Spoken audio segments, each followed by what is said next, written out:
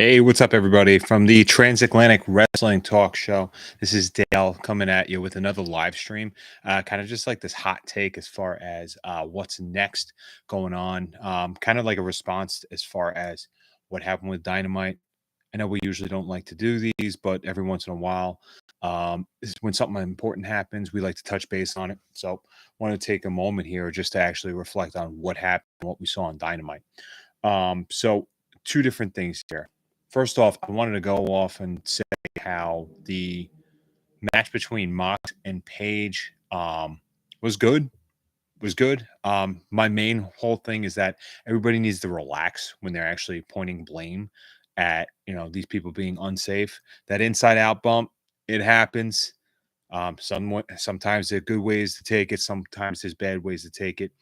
The only problem is that the industry has gotten so oversaturated with having to do this type of bump each and every time, or you see it 2 3 times a day, and now it's just oversaturation. So of course, what works has to be applied over and over again. So it's frustrating, but yeah, it's just these are performers trying to do the best they could and trying to work the best and actually put together good content, just like us.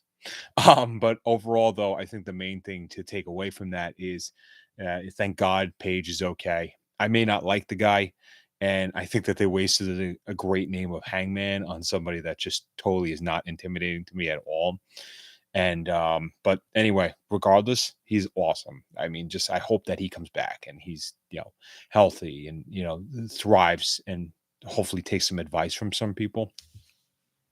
Regardless, I hope you're okay, buddy. You probably wouldn't want me to call him buddy either. But yeah, that does happen. If we limit those type of inside out Rikishi type clothesline acceptances, let's make it matter then. Same thing with cursing, same thing with battle royals. Make it special. Guys got to cut down this stuff. Um, but I want to actually get to the meat and the potatoes as far as why I'm doing this live stream right now. So I finally had a chance to take in exactly what MJF said to Regal and what that promo was. First off, awesome. It's great speaking points here on both of them. You have a real true story as far as MJF trying out. I've even heard his. I'm sure a lot of people have heard his. Not NXT, but the Tough Enough entrance tape when he came in and 19 years old. The guy was just money. You knew it too. And I think it was he had some heat going on with Regal back in the MLW days, and there was some, not gonna say bad blood, but I think he was kind of scoffed at by Regal. But you have a true to heart promo that I absolutely loved. It's fantastic. I think that everybody should listen to it because it's a true story about how he was rejected from Regal after kind of getting jerked off. Not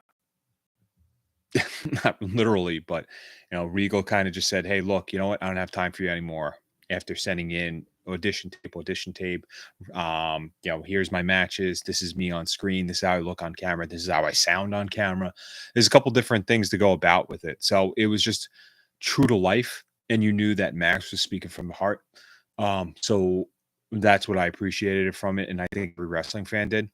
Um, I'll get to reaction in a second, but then Regal gets the mic, and at that point, he's like heel. I'll touch base on that in a second, and has to kind of climb himself back up. Nearly 40 years in the business will let you do this naturally and organically, and he knew how to do it. He knew how to say things, what to say, the appropriate timing of it, how to combat. Usually, when you have a baby face that's actually getting the mic because he's been butchered and battered, and this company does this a lot. However, you don't have the talent to come back, but Regal did. Regal will climb himself back into the hole just so he could come back out even more glorious. So as MJF was really throwing him under the bus as far as what the treatment was, that's when you see Regal go, you know what? I knew it. I did this to you. But you know what? Because I need you to get that killer instinct. And that's exactly what happened. And still, Regal didn't see that killer instinct, especially when he turned his back to MJF later on the promo. MJF before that was saying how I'm motivated because you hated me. I'm motivated because of the words that you said. Hey, you don't want to bother with me anymore. I love that line. I laugh at it. Now you came to my company. It's almost like you're not even humble. You're just pitiful. I loved what MJF said here. This is where I'm really going to probably get some shit for it, but I don't care. What are you doing? This is only either setting up yourself to have MJF become a babyface or for Regal to turn on Moxley and then help MJF win. MJF doesn't need anybody. He needed Wardlow as the good body there. That made sense. To me, this really isn't helping. I've said this and banged the table on this. William Regal has done nothing for this company. I don't care what people say. Tell me the contributions that he's did. If anything, took Moxley, he took Danielson. They were fighting. Okay. Pretty good. He aligned them. You took away the best heel in Brian Danielson, and you just put him with Moxley, and it just ruined that. Then you try to elevate Wheeler Yuta, not doing anything. Then you have Claudio Castiglione. Done. Nothing. What a mitigated talent he's done. It's been terrible. William Regal, the one good thing that he did here was just sit in the middle of the ring. That's it. This is it. This is his best contribution. He's done nothing else that has actually helped the company. But this promo did it. Doesn't mean that he didn't affect the rest of these people that are here. But what is this leading to? The crowd is now cheering for MJF. Why? He's supposed to be a heel. He should be a heel. When they opened up this company, they said that there's no baby faces, there's no heels. Cody Rhodes said that. I think he loves being a baby face right now. Hell, he didn't even want to turn heel here at AEW because of his daughter. If you don't believe in them, why state that? There needs to be structure here. Now, I understand you're trying to get rid of a lot of people talking to other media outlets and doing interviews and stuff.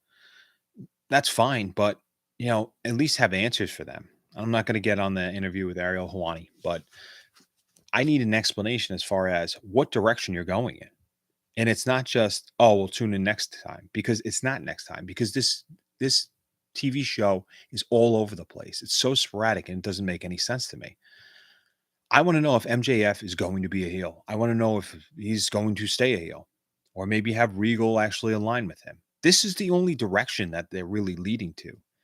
I'm going to bring out that killer instinct in you. So hit me. MJF doesn't hit him. Okay.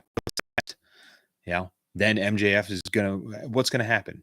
It's going to be like Don Callis and MJF. I'm sorry, Don Callis and Omega with being as Regal and MJF. I stick to the story and stick to it as heels and baby faces, because now you have Moxley, which is, I guess, a baby face. And then you also have MJF, that's a heel, but he's winning over the crowd organically. Maybe that's because I think people just are done with Moxley. Makes sense to me. I get that. I've been done with him for a couple of years now. He works better as a heel. Heels go to the outside and beat the crap out of other people with foreign objects. Or weapons, whatever you want to call them. Inanimate objects, unlike sex dolls. But that's another story. That's another wrestler. I just don't understand what direction they're going in with MJF. And I really hope that they don't ruin what probably the best thing in the wrestling industry now. I love the bloodline. I think that's great. MJF is just made for this business. Not saying guys aren't, but he's the total package there. You mean to tell me that if you had side by side, you had MJF and Jon Moxley, and you said, who am I starting a company with? You mean to tell me you're going to go with Moxley? Who's more marketable? What are you going to make money on? I know it's all about fandom and supporting a certain criteria of people. Sorry. What I work with in the middle of the day, all right, my day job, not that this is a job. I enjoy talking with you guys, but What I do in the middle of the day is it's overall dollars. Okay. And as a company, they have to think outside the box and how you could grow. Because when you grow, you get better.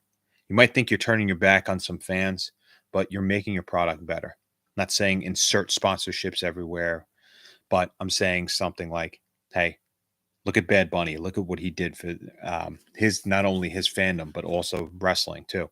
Now you have Logan Paul out there. Now, this is pretty funny. I was speaking with Andy's son the other day. And they're over in London. The first thing he asked me was, "Do you have that Prime?" I thought he meant Amazon. So I said, "Yeah, I have Amazon Prime." He goes, "No, do you have Prime?" And then Andy goes, "It's the Prime energy drink." Logan Paul's energy drink, more out west. What that means is he's transcended across continents. That's a business move. And look at how popular he is. A 10-year-old kid asking me about this overseas. I think he's 10, right? I think. Andy will kill me later on. But long story short, MJF is the guy you need to lead with. Now I understand it's easier to do with baby faces, but would you consider Austin a baby face? Love the people, but MJF is somebody that they can hang their hat on, and then you need to cultivate some other type of talent around him. This is Dale signing off from the Transatlantic Wrestling Talk Show. We'll come at you with a new episode this week, I believe. All right. Until then, just keep loving wrestling, folks. Thanks again.